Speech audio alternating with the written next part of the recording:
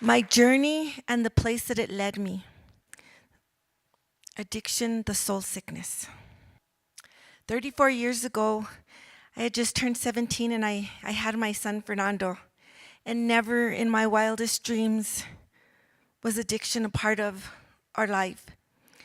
At birth, we severed the physical umbilical cord, but we never sever the energetic umbilical cord. Had the addict walking down the streets of Española not been my son, I don't believe that I would be here with all that I've learned and all that I know. The more I learned, the more my heart hurt. Cultural addiction and trauma, generational addiction and trauma, systemic issues and trauma, all root causes of soul sickness. The aftermath of this epidemic, recidivism and the revolving door at our county jail.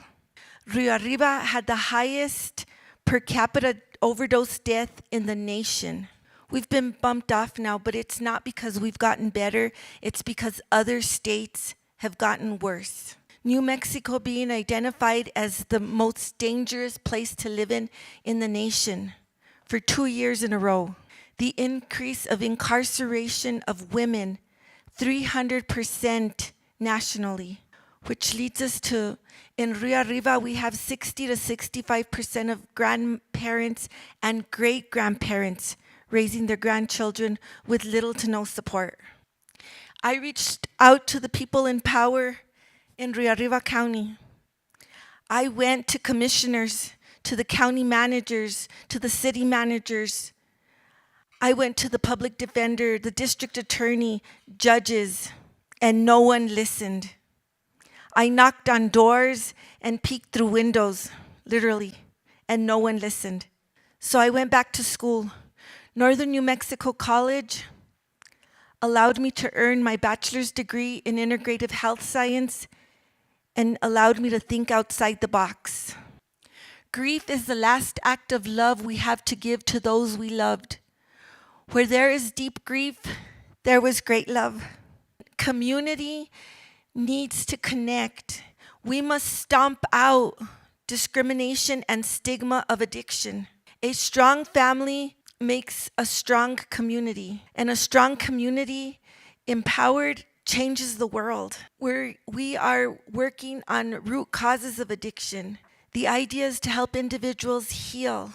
And when we heal, then we can strengthen our families. And when we can take back our families, then we can re-engage community. These are some of the projects. We've worked on a memorial quilt through other organizations. We've made the Green Fire Times this February. Addiction strips an individual of their identity while destroying the family dynamic and stealing self-esteem, replacing it with a feeling of inadequacy, guilt, and hopelessness.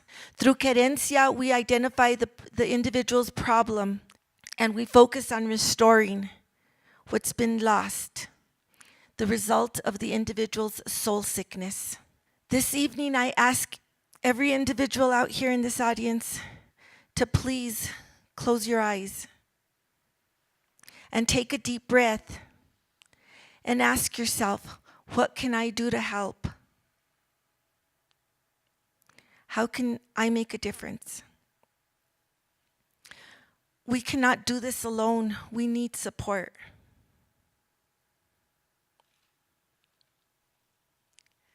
The journey that led me here, this photo is of me and my son 2 years ago when he was released from prison because of his addiction. You know, after you go in so many times, you just become a number. You're not an individual anymore. The first time he went in, he did a whole year.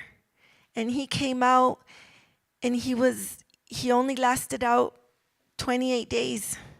And then he went back for another year because of his habitual. While there's breath, there's hope. Thank you, everyone. Good night.